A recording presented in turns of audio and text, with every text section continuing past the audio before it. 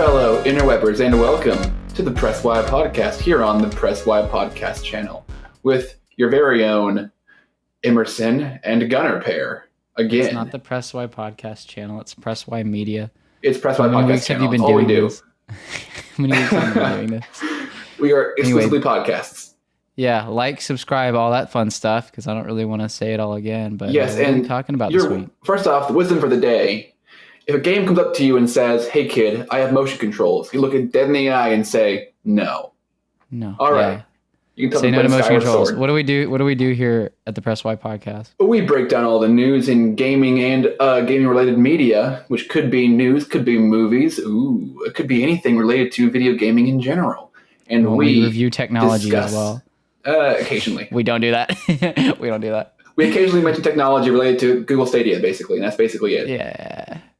Or I guess Anyway. the future of cloud gaming. Anyway, would you like to break down our first breaking news topic, Mr. Gunnar? Yeah, so this is breaking news. This just came out like I think 3 hours ago. The Wall Street Journal is reporting that Tencent, our favorite Chinese game developer slash just massive internet and internet entertainment company, just like huge company in China, they are very interested in bringing Nintendo franchise characters into some console games. So they want to start making console games. So Tencent, as I'm sure a lot of you know, is well known for their mobile games as well as some of their other games in China. Very much in China, very, very big in China. Nintendo actually has partnered with them in order to get the Switch into China. And while they don't expect necessarily huge numbers in China, just because the mobile market there is so just massive already, so they're competing with something that's just so dominant. It seems to be like it's going to be a fruitful partnership. Well, Tencent is that they had a statement saying that they want to expand from China and to target the console game players in both the U.S. and Europe. So in order to do that, they want to leverage their partnership with Nintendo, and they said in a quote that they want to learn console game design from Nintendo's game engineers. So kind of interesting. I don't really want to see Tencent as a second party developer for Nintendo. I mean, if they make good stuff, then sure. I'm just not a huge fan of massive companies like Tencent. I don't know, just with security concerns and some other, I just not my favorite type of company. I don't like China. Gunnar, but no racism in the podcast. I do like the Chinese people, but Chinese business kind of scares me sometimes. Make sure you say corporation, because somewhere down the road there's a line of, I don't like China, it's coming back to bite you, Gunnar. Yeah. I'll be the one sending it to your employers too. Yeah, it depends. I'm not gonna make a blanket statement. It just it's from one company to the next, but from a one lot of gamer times to the other. A lot of times with companies like Tencent who do mobile apps, with data collection and all that, and seeing how much data the Chinese government collects and how they utilize companies. Anyway, I'm not going to get into all that, but it'd be interesting. But Tencent is seems very bent on leveraging this relationship, and if it works out and it's ethical and there's no issues there, then awesome. I'm interested to see what they can do. I do want to note here that the Wall Street Journal actually talks about that actually a surprisingly growing demographic in the gaming industry is young women, and they note that romance games seem to be a big thing with this demographic, especially in China. And so Chinese developers have been developing those kinds of games, as well as adapting like the games that they already have to fit that demographic. Not necessarily just romance stuff, but just doing things to adapt to that demographic. And so, maybe Nintendo, who has actually been who's actually asked outside developers to make specific romance games and stuff for this demographic. Maybe that's what they'll kind of put Tencent on just to start off before Tencent kind of works its way up and starts using Nintendo characters and more traditional console games. I really don't know. I can't see them being handed Nintendo property for their first go with Nintendo. Especially since one of the quotes is, "We want to learn from Nintendo engineers." Like, well, we learn by, getting in the kiddie pool and then working your way to the deep end. Yeah, you don't want to hear a contractor say, "Listen, I'm coming to fix your toilet, but I want to learn from you how to do it." Yeah. Like, no, I'm hiring you to do the job. I don't want to teach you how to do the job while you're on the job. Exactly. And again, that's not to discredit Tencent completely. They do have some game development experience. It's actually a lot of game development experience. A lot. I think it'll be them catering to a portable, mostly mobile, because mobile's huge in China, very, very big. But I think this is actually a kind of a big deal if Tencent gets on board with Nintendo. I really don't know how Nintendo is going to react to all this. Tencent. Especially... Yeah, man, I really don't know. I really don't know. But it's fairly interesting to see Tencent try to I do think the solution to this is just to purge mobile gaming from the world. You know what? I think we should get rid of gaming. I think we're onto something. Yeah. I think we just mobile gaming. Just purge it. Oh, mobile gaming. Yeah, mobile gaming. Yeah, just purge mobile gaming. No, actually, I'm actually take the Mario Kart tour right off the cliff. Mobile gaming's good. I mean, it's good because it makes money for companies, and then they can leverage that money towards other projects, like with Nintendo. So, and then there are other companies that just make just dumpy. Okay, I'll rephrase. Should purge Tencent from the world, or did Gunnar purge China? No, I'm not necessarily. I don't have a problem with China. I have a problem with the Chinese government with copyright law, and what's it called, patent infringement. But I'm not going to get into all that because we are a gaming podcast. And speaking of games, do you want to bring up some 3DS games? Do I want to? No. Well, you're going to. Does Doug Bowser want to? No, but Doug Bowser says that Nintendo will continue to support the 3DS through this holiday season as well as into 2020. This is coming from The Verge.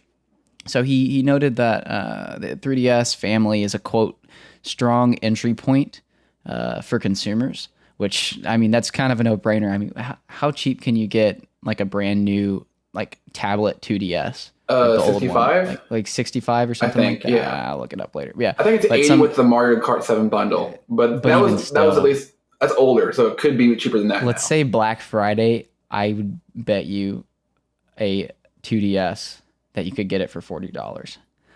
But it is a very good entry point, and so that's a very good statement, a very thought out statement on Doug Bowser's part. And it's like you're making money off of something that essentially costs nothing to produce. I'm assuming it cost almost nothing to produce the 3DS family at this point in its life cycle. I mean, it's been out since what, 20 years? It's going to be so much cheaper to produce now than it was. Oh my God. Especially now with the technology going into that, it's going to be dirt cheap to produce a 3DS. It's dirt cheap, yeah. And so, even if they're not making a ton of money off of it, it's good advertising, and it's good getting advertising in a sense of getting people into Nintendo's, I'm not going to say ecosystem necessarily, but into their sphere of influence.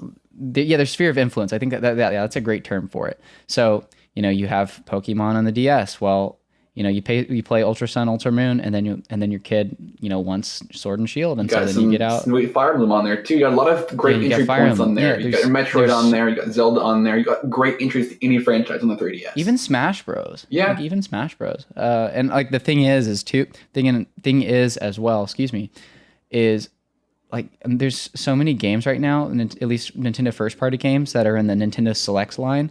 So if you can't find them for sale cheaper than they are, you just get them for like $15 or $20. And there's so many games in that. There's Mario 3D Land, there's the Ocarina of Time and Majora's Mask remakes. Yeah. There's no reason to not continue to support it, because it's making them money for one. And two, it's him saying we're supporting, as in you support your dog before you put it down. We're with you all the way, buddy. And then when the time comes, you move on. But as it is now, there's no reason to cut the cable on 3DS due to the fact that it starts cheap to produce. You make a solid profit on it, and also you have a wicked selection of games on that system. There's no reason to cut that off now. Exactly. And I do want to correct you. I don't know if they're making a huge profit off of it right now. I would assume that it's essentially passive income. Well, yeah, it's still selling better than the Vita ever did, vein. So. Literally anything sold better than the Vita. The Wii U makes you rest in peace.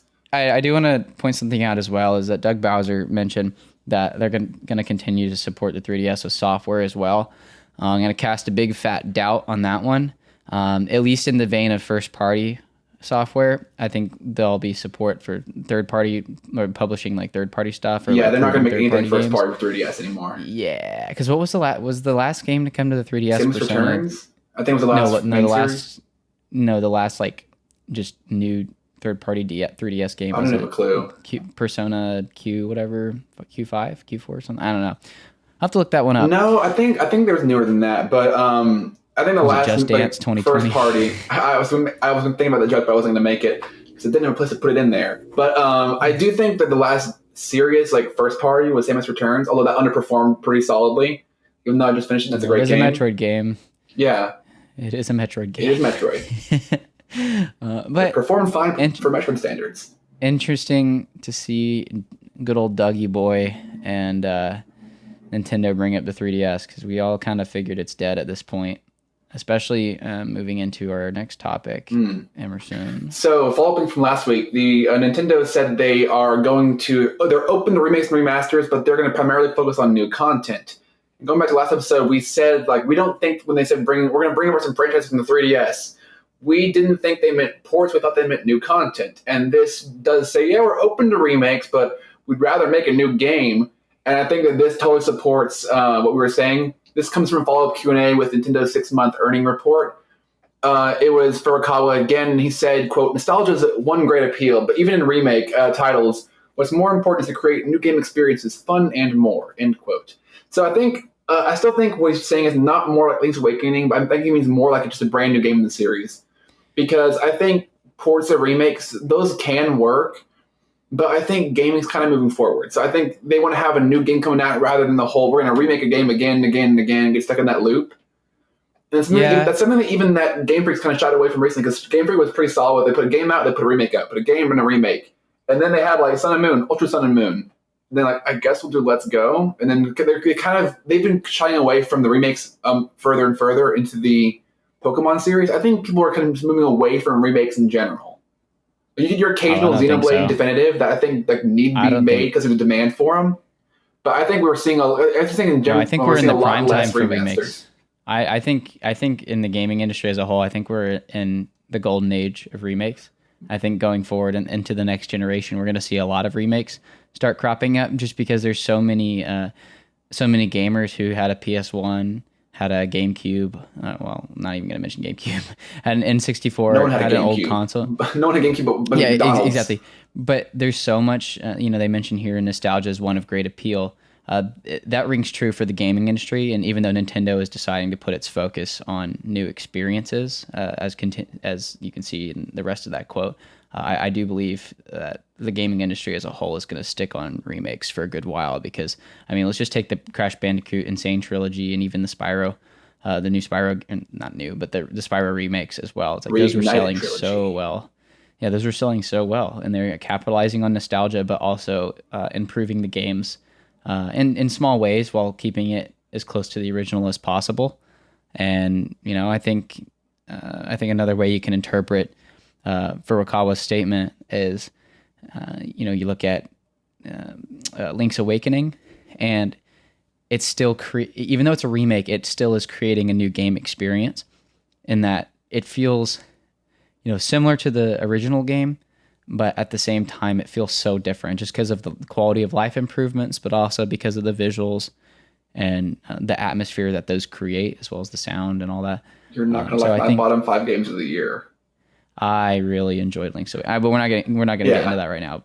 But I still think it's highly possible to create new game experiences, like Furukawa says, with remakes, especially giving games that didn't really have a great first chance a second chance. I think it's much easier to recreate that, to make it better a remake with an older game like pre-GameCube than it is post-GameCube, because of the post-GameCube era, they still kind of hold up.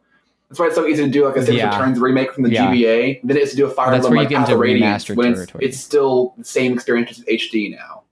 Yeah, well, I will say on top of being on like the remake golden era for games, at least currently, remasters can be kind of thrown in there as well, because it's kind of an important thing that you noted, is a lot of games after the GameCube era still hold up really well. Like if the art style was good, and it was just a well-programmed game for the most part. There's like a remaster can just be essentially a port of that game upscaled to, or just like rendered at 1080p or 4K, which with depending on the console you're on, and then they just add a few quality of life changes, but for the most part, the main game stays the same. Yeah, I think that's. I think we're in a renaissance. Yeah, I think Nintendo's going to use that as they have been for games that didn't have a great shine on the console, just due to the fact that it came out late in the lifespan of the console, like Xenoblade with the Wii, or they were on the Wii U in general.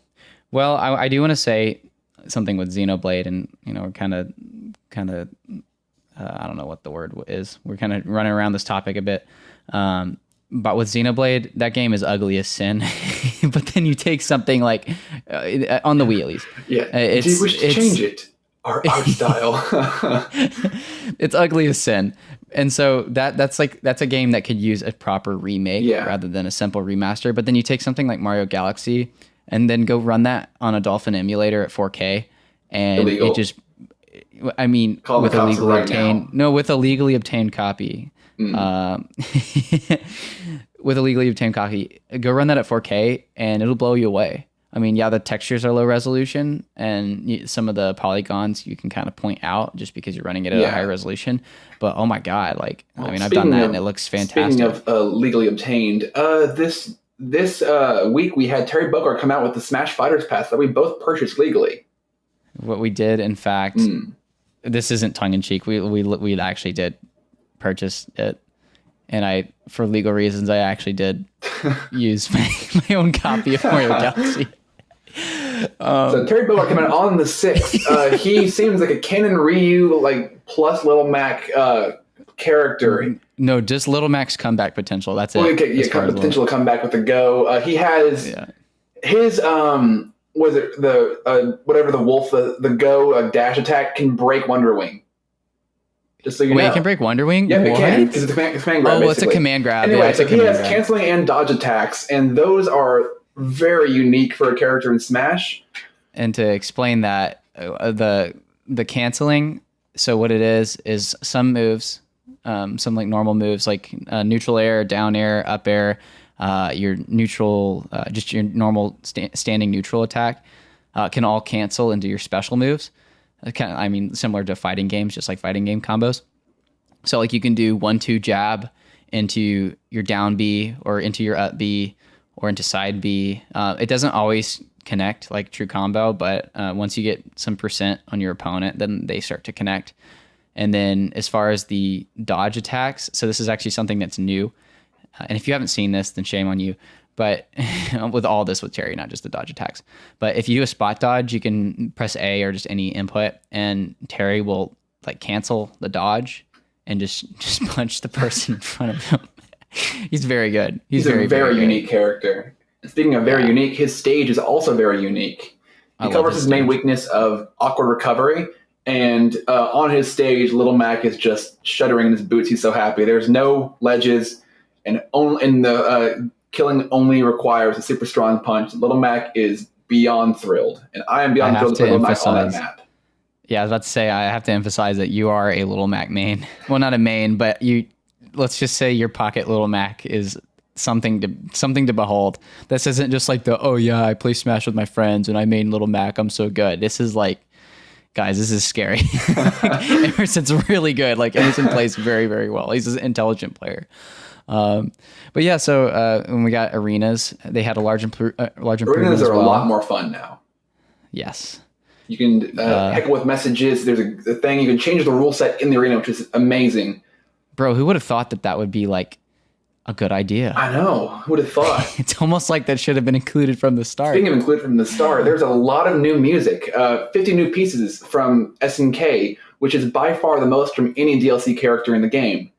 Which is absurd. So they're not even all from King of Fighters. They're from all over SNK. SNK just basically said, here's our copyright for our music. Go nuts, Nintendo. They literally just gave Sakurai the thumbs up to do whatever the heck he wanted. And I do want to throw in there, even one of the new arrangements of the songs that they did. It's this one, I can't remember if it's the theme for Guilty Gear or what it is. Not Guilty Gear, I'm sorry. Metal Slug. I don't know how I confused the two. Or Metal Slug or something else, but it's it's sung, and there's an English version and a Japanese version, and they actually got like someone to sing it and everything. So they didn't just hire composers; they hired like an actual singers too. Like they went all out. And I mean, no, I'm gonna give the credit here to Sakurai. I mean, he didn't hire the guy. Well, I don't know. Well, his team did. Maybe he did. Yeah. His team did. He was the one who signed the paper to be like, oh, we can put 50 pieces of music in here. All right, let's do it. Oh man, we got to talk about the buffs. So they have buffed all the worst characters in the game. My Robin and Jigglypuff included. So I'm happy with this. Yes. In fact, Jigglypuff, I say everyone, a lot of the pros are saying Puff has finally happened. It's insane.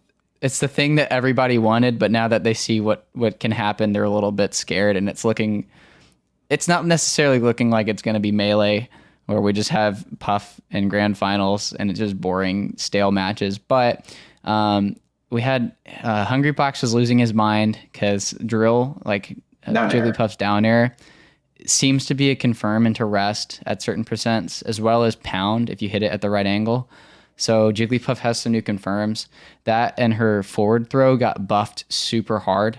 So now instead of launching you like, up at a 45-degree angle, it's more like just off stage. It's more of a lob. And so it's more of a lob. Yeah. So if you grab him at the ledge and then you shoot him, you do a forward throw off stage, it sets up an edge guard really, really well. And that's Jigglypuff's greatest strength is edge guarding in this game. So it's looking. I don't know if. I think it's a little too soon to call her high tier. Gimmer from Gimmer's Lab was calling her high tier. I don't know. And Mewtwo King was even saying that if you're getting drilled, oh my god, if you're whoa there, boy. Yeah, if Jigglypuff does a drill attack on you, you can just smash DI up, and so you just like wiggle the stick up, and you can avoid getting rested. Apparently, I haven't tried that out myself. I literally learned that today. So we were recording on Sunday. We'll see. This could change the meta pretty drastically. Yeah, K-Roll some faster inputs, a better counter. Robin charges faster and charges Levin Sword faster, as well as having a better arc fire now. And Hero, God, no. After his Kafrizz explodes, you can't pocket it anymore from Villager and a couple other things. Like That's Joker weird. Can't charge his Arsene meter if his partner in team battles high percent Pokemon trainer and switches out. That would charge his meter before, and that was just a glitch. Out. Yeah, that was a glitch. So there's a few things that have been fixed out. Ultimately, Jigglypuff got the best buff. Robin, I think, is close second, but K-Rool's definitely looking better. And then Heroes. But why are you playing K-Rool if you're playing Super Smash Bros? You like K-Rool? I know a couple K-Rool mains. Speaking of why are you not doing something, Playtonic is not making a new Banjo Kazooie game. I was so this is bummed. Your area. I was so bummed. Okay, so earlier this week, I texted Emerson. I was like, so just like, rumor alert, but it looked like Playtonic might be working with Microsoft, and it still looks like they might be working with Microsoft. That still could be a potential thing here. But I can't remember his name. God, I should have this pulled up. Ed Bryan, right? The guy who made Mumbo. Oh yeah, Ed Bryan. Yeah, it's right there. So Ed Bryan, the guy who made Mumbo, tweeted a picture. He's working for Play. Let me pull this up just to make sure I got that right. Brian. Let me take up the next topic real quick. Yeah, you just go ahead to the next topic. Okay, so Fire Emblem 3 has a DLC. Wave 3, I think it's Wave 3, has finally hit. You can now play as Anna through a new, I think there's a new story, extra, not extra paralogue, I think. They added new attire as well as a maid and butler, I think, attack formation.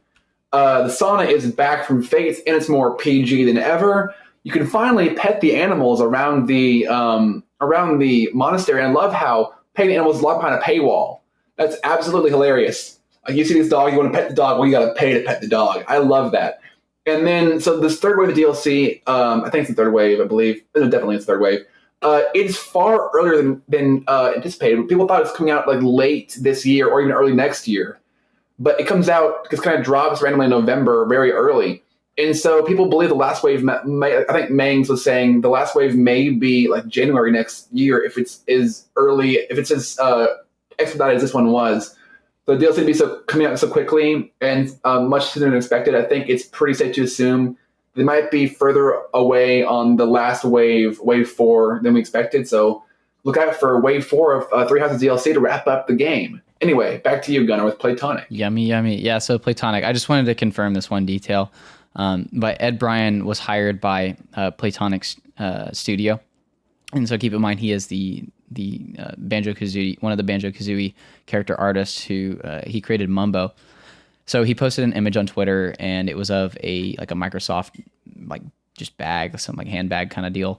Never thought I'd use this again, or whatever the line was. Yeah, and he said he said, I believe the quote was, I have it pulled up right here. He said, "It's come out of retirement," and it was just a very cryptic tweet. And I don't know if he was trying to be cryptic or. Do you think it was a troll or unintentionally not vetted? I don't. It's it's really hard to say.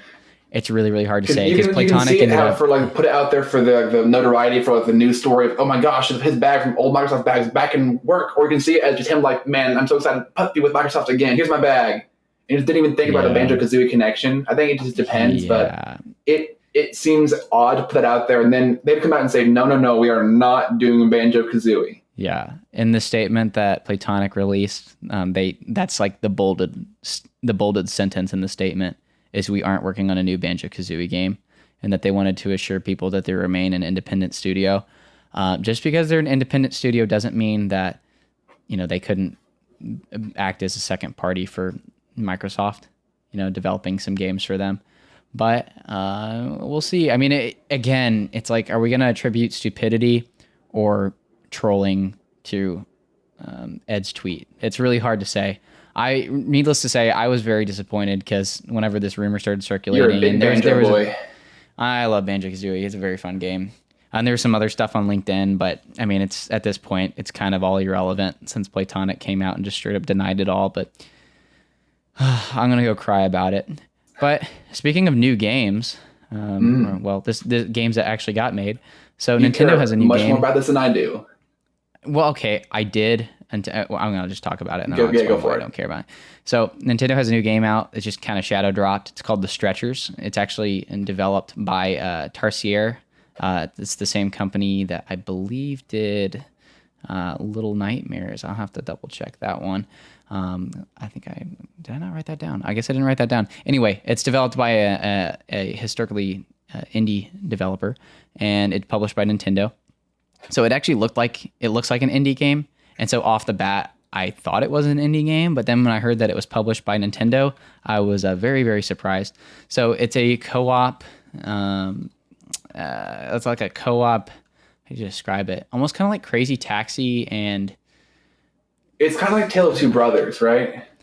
I've never played that. Okay. I don't know. Basically, it's a 2-player co-op game where you're both like paramedics or whatever, and you have to save people, but you have to you put them on a stretcher. And then you have to navigate the stretcher through puzzles. And then you have to put them in the ambulance and drive them back. And it looks like a cute little co-op fun game. It looks really fun, but at the same time, it's not online, and so I'm not going to buy it. I want to be able to play that online with people because it does look like a really fun, just little game. I think it's only $20 too.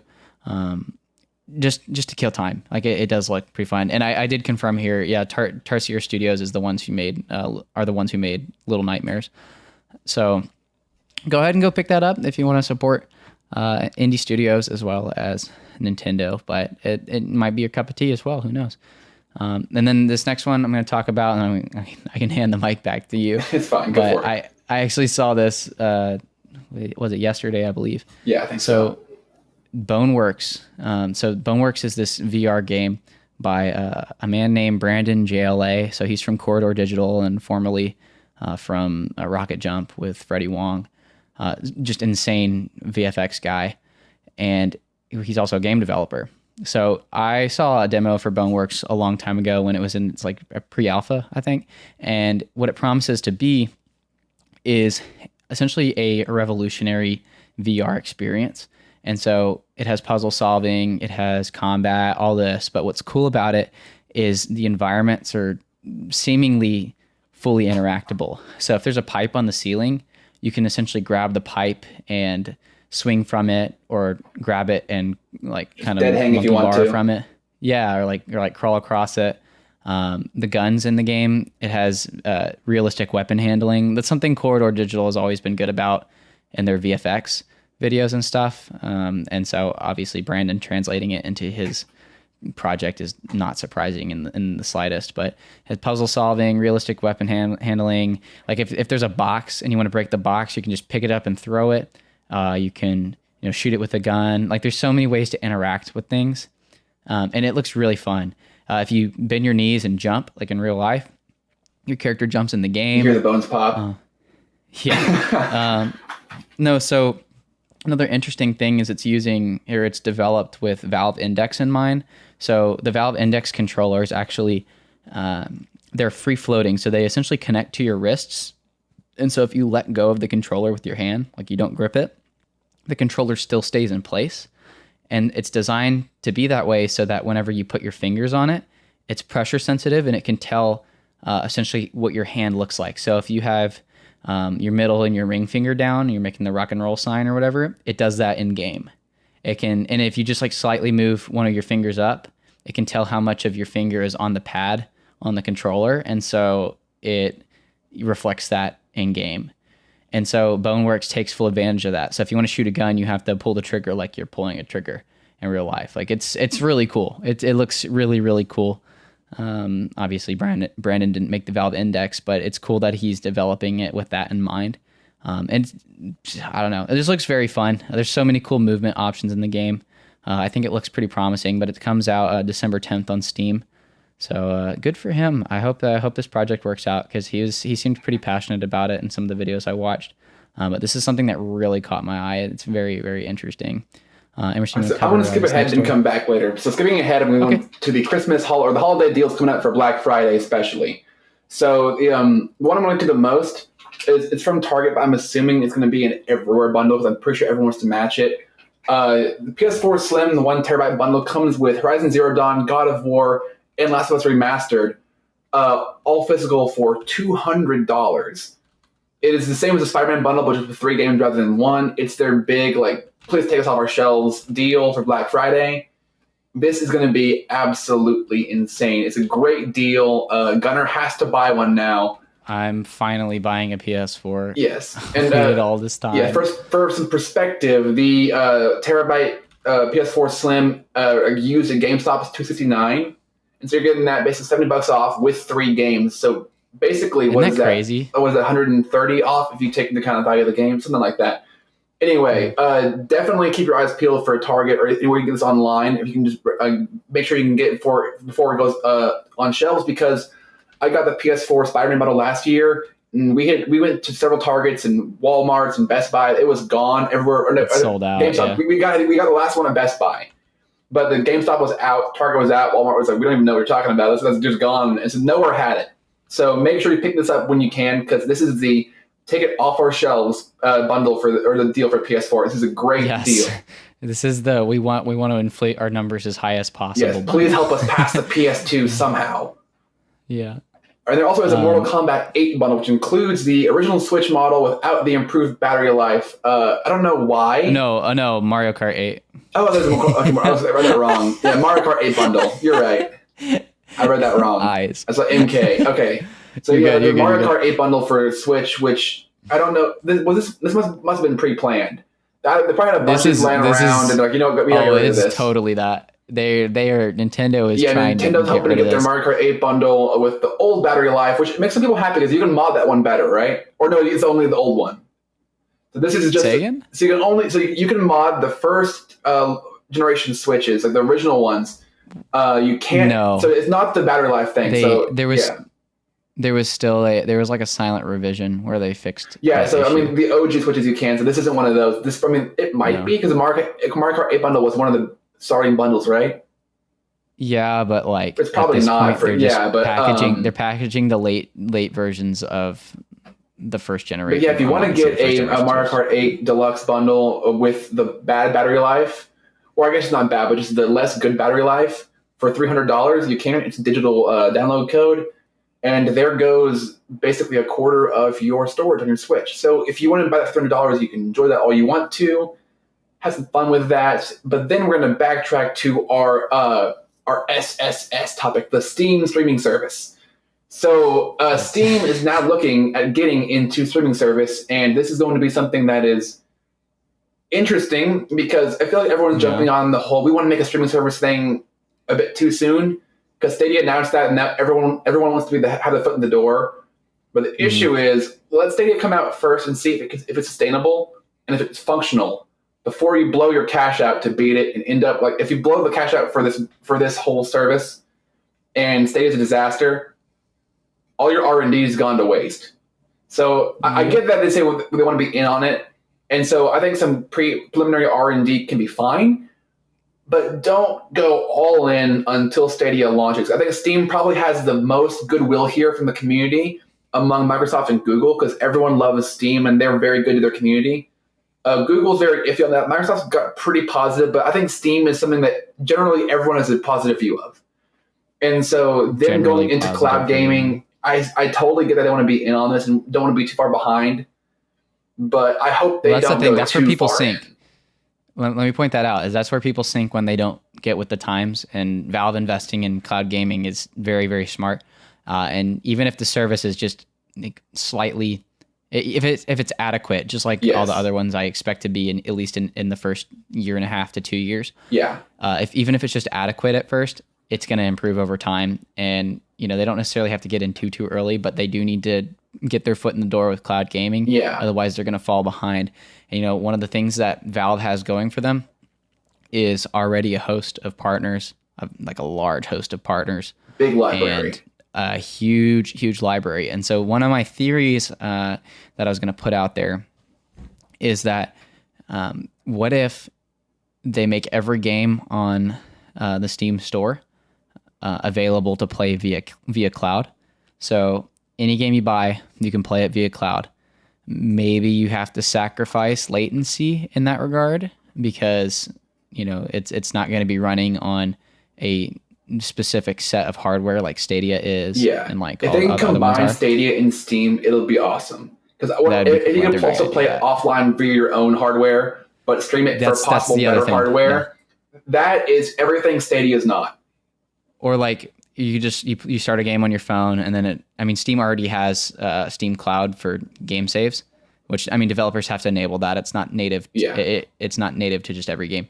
But so like say you start a game on your phone that's Steam Cloud compatible, then you go home and then you hop on your computer and bam, there you go. Mm-hmm. You can continue your game. So that would be a cool thing for them to do. It would be to make every game available. But I think there's huge limitations there, and they'd receive a lot of criticism for having an inferior service in that regard because the gameplay experience would probably be far inferior to something that's dedicated like xCloud or Stadia.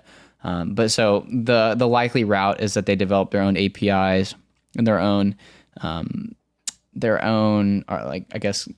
hardware for developers to develop for with cloud gaming in mind. So that's the more likely thing to happen. But again, this is all unconfirmed. This is just it looks like Valve through some snooping, some people have found that Valve might actually be working on this. So we'll see. I think it's very smart on Valve's part. Speaking of very smart, quick update is that Final Fantasy XII Zodiac Age and 10 and 10 2 are $30 on Amazon right now.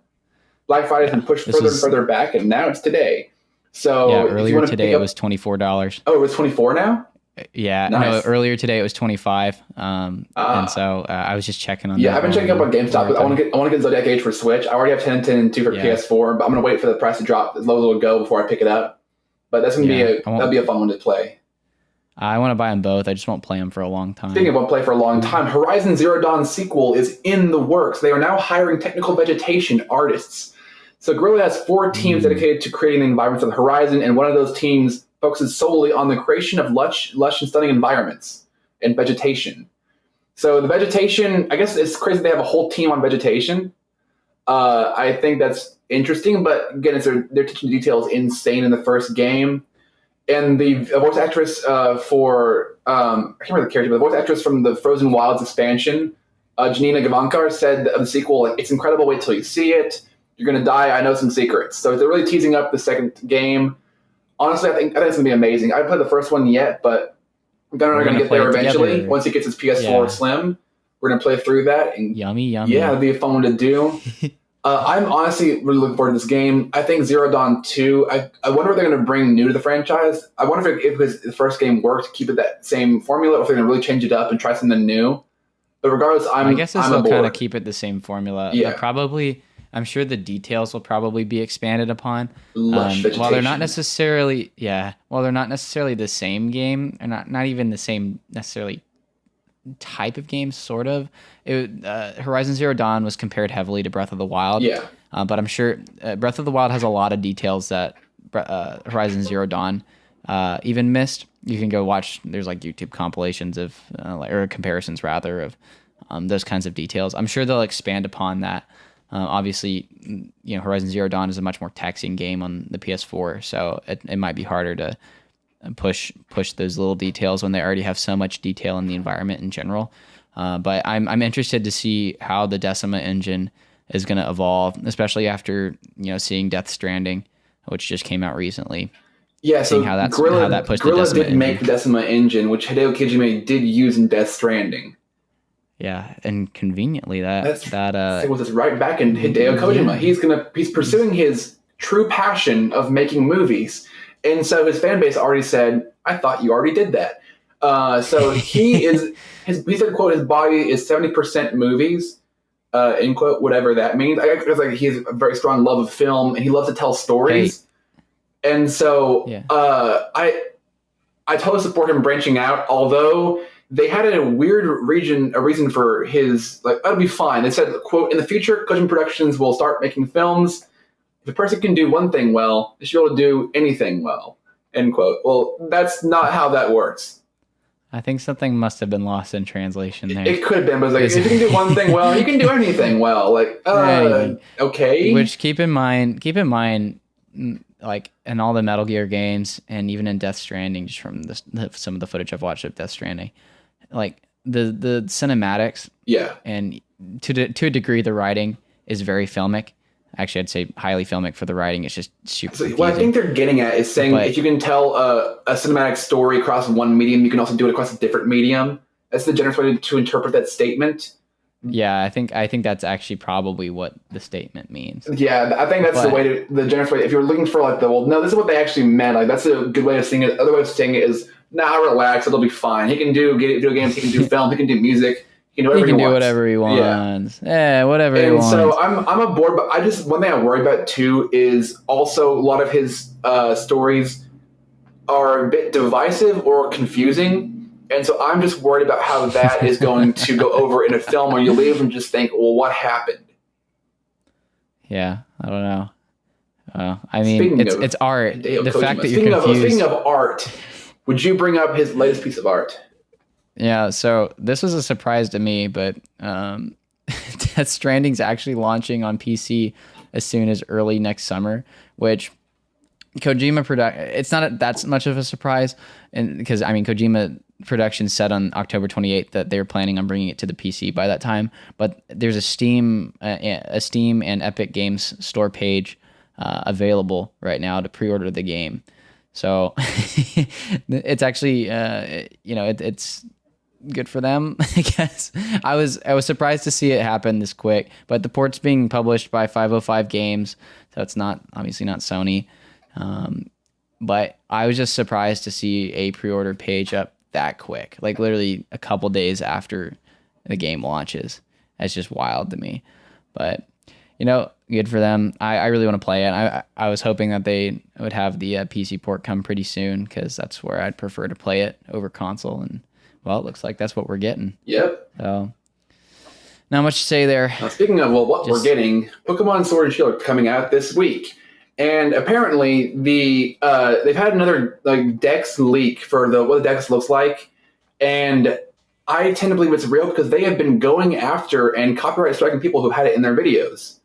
So they've been going after people like Relisify, A-Drive, people who have Pokemon YouTubers who do a lot of leak news.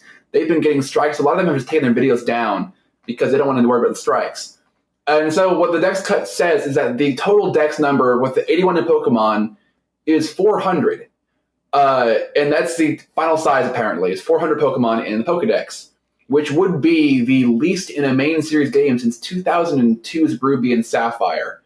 This is a 50% increase in cost. And the big point of contention right now is there's a lot of people who are saying, okay, we thought it'd be about half. No, they cut 60% of the existing Pokemon out of the roster. And so that's been a big point of contention. The Uber's tier for Smogon's tier list is just absolutely gone, apart from Aegislash. OU is absolutely shredded. I told Gunnar a while back, I think it'll be a hyper-offensive metagame, which seems to be the case because there are only 2 Pokemon with Regenerator left, and that's Toxapex and Reuniclus, which means if you switch out, you get a third of your HP back. I think that they are really focusing on hyper-offense meta to make it a much easier barrier to entry. And also, I think they're focusing. So for the regions, Unova has the most retention rate with basically 55%. Then Kalos and Alola gens 6 and 7 are in the 40s, 41 to 44. Gens 1 through 4 are all under 37% retention, which what that means is going to have for the Diamond Pearl Platinum remake, which had Gen 1 through 4 all in there. I think you're going to see that fill out the decks with heavy 1 through 4 influence. But again, for context of the decks, 400 being the total decks on the Switch is compared to X and Y in 2013 for the 3DS, had 457 for the regional decks and 721 total, which is a massive cut from any Pokedex that have had the Pokemon exist since then. It's also weird that Pokemon from the Kanto region and the Alola forms from Let's Go, which are already on the Switch, of the 153 Pokemon from Let's Go, not including the different forms, of course, you have 55 returning. So they cut basically 2/3 of the Kanto Pokemon, even though they already have them on the Switch. So this has been a very obscure turn of events. They have apparently found the leaker because his profile picture was the same as it was on YouTube, which linked to his Facebook page. And so they've gone after him hard. And so I think he's in some legal trouble, obviously. The leaker, they've been kind of mixed about the results, but apparently they have found him. And I'm totally okay with going after leakers. I don't like leaking. I mean, obviously I'll follow it because I think it's kind of fun to know what's coming out. But if there was never a leak again, I'd be happy. I'm totally fine with leaks just being non-existent. And I'm still high for Sword and Shield more than I was. I pre-ordered it regardless because I'm going to buy the game anyway. I'm really curious about the metagame now. And all that matters to me is that my Gastrodon is in the game. Do you have any thoughts on this, Gunnar, as a Let's Go player? As someone who hates Pokemon, but is actually kind of excited for this game, it makes no difference to me. Yes. but again, I'm not a fan of Pokemon.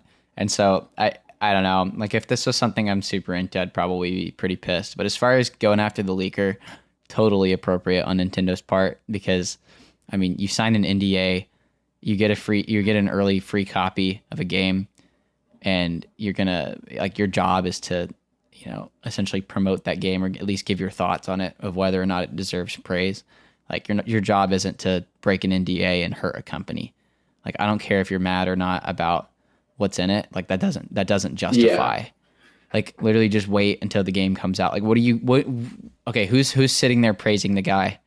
Like I really don't understand like what the person, I mean guy or girl, I don't know. I think the guy's basically become a martyr at this point because no one cares anymore about him. They care. A martyr for what? Well, I mean just for basically people just don't care about him anymore. They care about the Dex leaks. Like the leak overshadowed the character. So Nintendo got the guy. But what's that going to change? Yeah, what's nothing. That change? No one cares about the guy. I mean, so there's no. They could have just waited till the game started. Yeah.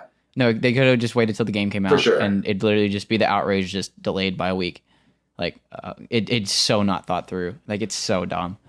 Well, that's just my thoughts.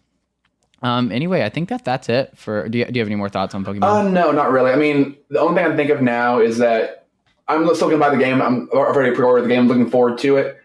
And I'm really curious. I honestly think the meta that they lied about it being like, well, they wouldn't be in the region. They're not native to it, or low manpower for the models. I think honestly, we're going to balance the game and make it kind of we want to play how you want to play. And if that's the reason why, I'm impressed. And also too, I'm impressed too with their marketing. Because for Sun and Moon, they blew everything pre-launch. They showed every legendary, even the post-game ones, their abilities, their typings, their signature moves. They showed everything. And so I'm really impressed with how little they've shown for Sword and Shield. And I think that's why they're so pissed too, is because they got up to 2 weeks before launch with still keeping everything close to the vest, and then it just blows up. But so good on Game Freak for choosing not to blow everything pre-marketing. So they want to leave some surprise for the people playing the game, and I really do enjoy that. Yep. Oh, so, but yeah, that's all my thoughts. You got all your thoughts? I got all my thoughts. Now it's time for your thoughts, for your press Y. It's time to press some Y? All right. Oh, stretching here. Sorry, folks. I'm a little run down. So, my press Y is kind of spurred on by Luigi's Mansion 3, which I've been playing through and really enjoying. But how Nintendo's first-party titles are defining the capability of the Nintendo Switch hardware. I mean, this is historically true of pretty much all console makers, is that the first-party software tends to push the bounds of what the console can do. But it's impressive. So, I mean, we've seen indie games, which, you know, those run on everything. And so you play it on the Switch, it's the same as playing it on your PC, basically. We've seen ports of larger games like The Witcher 3, Dragon Quest, Fortnite. And I mean, those are impressive ports, but you know, they're still very rough around the edges because they have to be, because they're porting games that weren't designed for a mobile chipset in any way. I mean, other than Fortnite, but anyway, onto that mobile chipset. But the first party games are developed solely for the Switch. And yeah, I mean, of course you have third party games that are developed solely for the Switch as well, but the ones who really take the time to squeeze every inch of power and pull every trick that they can to make the games look as good as possible. Those are coming from first-party games. So on the note of Luigi's Mansion, it's really a technical gem. The lighting effects for the console, I got to keep that in mind, just for the console, are first rate. The sheer amount of physics in the hotel, the things you can interact with, it's really staggering. It blows my mind that there's so many. Like every room you walk into, you can pretty much interact with everything, and it blows my mind. Like if there's a sink, you can turn on the sink, or if there's a toilet, you can flush the toilet. If there's like a door, you can shoot a plunger on it, pull it down. If there's just a bunch of random crap sitting on a shelf, just the randomest thing, just a decorated shelf, you can suck everything off of it. The dynamic character animation. Good Lord, I'm having trouble talking today. Yeah, I'm having such trouble talking today. The dynamic character animation in the game is phenomenal. It's been compared, I think Digital Foundry compared it to almost as if you're playing a CG film, and that's what it feels like. Yeah, as someone who's not Luigi's Mansion, like a big fan of the series, I've never played it before, but it just doesn't interest me. I've seen some gameplay. It looks stunning. Like for the Switch game, it may be the best looking game on the Switch. I personally so I used to think Breath of the Wild Xenoblade 2 was the one of the best looking games on the Switch, but honestly, I think Luigi's Mansion has to take the cake. I mean, it runs at full 1080p. It's only 30 frames a second, but like the gameplay doesn't need 60 frames a second, and it's so like the amount of detail in the environment is staggering. Cutscenes are so smooth. Right in the gameplay. Cutscenes are, but that's the thing, is it's not movie cutscenes. They're not pre-rendered. It's all rendered in real time, and like it drops resolution just slightly to like 900p. But I mean, you're not noticing that. Like you're really not noticing that. And the stuff that they can pull off, again, I got to emphasize the character animation, the stuff that they can pull off in those cutscenes, and like even the micro details of environments that they point out in the cutscenes, it's phenomenal. Like it really is phenomenal. It's blown me away. I think it's a very, very, very quality production. I've been very impressed, but I do have to say, like, even though it takes the cake as of now, Breath of the Wild is still extremely impressive, even though it's just a port. Odyssey is phenomenal. I mean, you look at that game and then you see that it's 60 FPS and you just say, how? Like, how do you get that 60 FPS? I see you put WWE 2K. We don't have to talk about that one. Xenoblade 2, again, phenomenal. More on the Torna side of things. Yeah, for sure. Torna was gorgeous. Torna was a bit jagged. No, they're both rendered the same. It just the first game was a bit it was inefficient in the rendering process, and so it led to some frame rate drops. So I'm not going to talk about that. But all the first party games just show how far the system can be pushed and how good games can look. I want to say one of the games moving forward, actually two of the games moving forward, I'm really looking forward to seeing are Breath of the Wild 2 and Metroid Prime 4. Oh yeah. So as far as Breath of the Wild 2 goes, again, Breath of the Wild, the first game was a port from the Wii U. Well, even though it was a port, it still ran fairly well, but it looked beautiful, and they optimized the engine for the Switch to it seemed like a really good degree. Well, with time, they're going to be able to, in the development, they're going to be able to really optimize the engine for the Switch, and I'm so curious as to what they're going to be able to achieve with this engine, because it seems like it just has so much capability. And there's a couple rough edges in the original Breath of the Wild, and I think that they're going to really be able to smooth those out with this new development time, with all the development time that they have here, and with the engine being pre-established and not having to develop it. I really want to see Breath of the Wild 2 being developed for the Switch, not poured over. I can't imagine what they'll do with it being developed for the Switch. That'll be awesome. Exactly. Again, the engine's already there, and all they're having to do is improve it as they go. It's not like they're having to completely rewrite it from scratch like they probably had to, or not rewrite it, I'm sorry, port it from the Wii U, and also develop it while they're developing the gameplay and everything. So I'm excited for that, and then I'm excited for Metroid Prime 4 because it's Retro Studios. Just go look at every single Retro Studios game and tell. Their games look phenomenal. Even Metroid Prime looks phenomenal. Looks super solid for a Wii game. Yeah, they all look phenomenal. And even take I guess their most recent game. It's kind of funny to say, but Tropical Freeze. It's funny. It's so funny to think that that's their most recent Prime game. And Tropical Freeze. Yeah, it's like, where has Retro been? But Tropical Freeze on the Switch looks phenomenal, absolutely phenomenal. And that runs at, I believe, full 1080p actually on the Switch version. It has Funky Kong in it. But I'm excited to see what Retro can do. And they'll likely have their own proprietary engine. But even if they picked up Unreal 4 or some other engine, I'm sure they'll just work wonders with it. But yeah, that's my press why this week. It's just the capability of the Nintendo Switch hardware. I think it's highly unsung and often disregarded by the mainstream for what can actually be pushed on the system.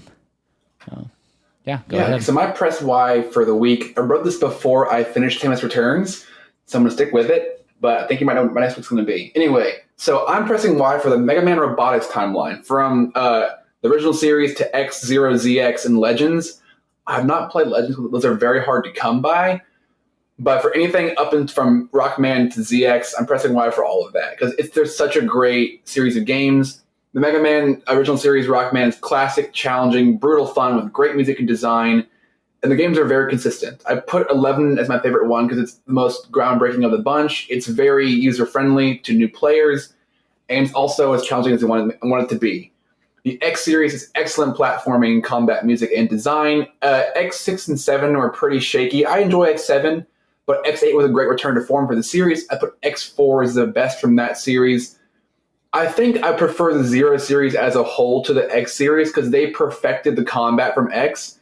They have probably the best story in the Mega Man Robotics timeline from Rockman to Legends. I love the story of Zero.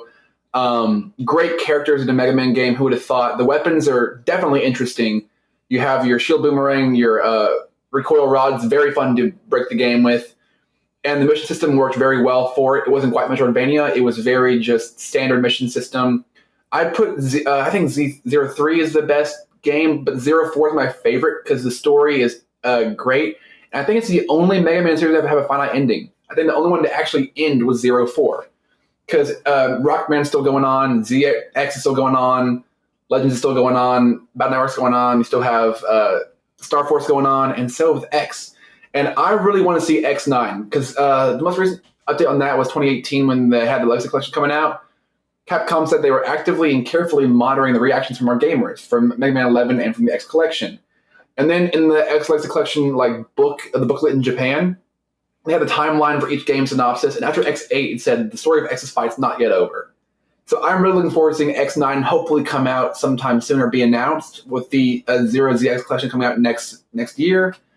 I'm really looking forward to that collection. I've already played Zero and ZX. I think for ZX had great gameplay, although the ZX in and of itself was Metroidvania, and it did not work well. But ZX Advent, I think, is my favorite Mega Man game, because ZX Advent was a massive improvement from the ZX game. Great combat, great transformations, super responsive, super obvious where hitboxes are, very fun boss fights. I'm really looking forward to the Zero ZX Legacy Collection coming out at the beginning of next year, and a possible X9 or ZX3. That's my Press Y for the week. All right, buddy. Any other thoughts on anything we talked about this week? Motion controls are garbage. Skyward Sword would be a great game if not motion controls. I'm using tilt controls. Oh, that was something I was telling Emerson. I need to make that a meme. I could probably get that popular on Twitter, maybe. But in the Smash arenas, how you can do the little messages now, I was so disappointed that there wasn't one that said I'm using tilt controls. That'd be so funny. Actually, go back to Smash with Terry Bogard. I think because he's a very, very intentional character. So I think he is, comparing him to motion controls, he's very similar. If you do something you want it to happen, and a very different input comes through. That's how I feel Terry Bogard plays. It feels like playing with the Wiimote. Like the rolls. Yeah. Referring to the rolls with the joystick. Also, see, when you're in the air, you have to hit away from the stage to turn around. It's a very strange recovery method. It is, and then sometimes whenever you do that, it'll still do like his, what's it called? What's his kick called? Like the bouncing fish type thing. Yeah. I always forget. But it does that move like away from the stage. I thought sometimes. That today when I was playing Skyward Sword. I started getting frustrated. I thought of you on the call when we were playing Smash. Like, I hate it. And I just had a flashback to that as I'm flipping my Wiimote and trying to smash it in my hands. It's so frustrating. But yeah, man, I want to go play Smash now. All right. Thank you guys so much for listening to the Press Y. Yeah. Thank you guys so much for listening to the Press Y podcast this week. We're going to start posting on Mondays just because that seems to work better for our schedules. And also, we are consistently late. Yeah, consistently late. But it also allows us to gather news over the weekend and kind of get some breaking stories like this one with Tencent. So hopefully that'll give us views. I want views. Please clap. Please clap. Anyway, follow us on Twitter. Be sure to like and subscribe and share with your friends. Sorry for my speech impediment today. I don't know what's up with that. Well, that's I'm very tired. That's all, folks. All right. Thank you, guys. Bye-bye. Press that button really with a capital Y hard. See you guys next time.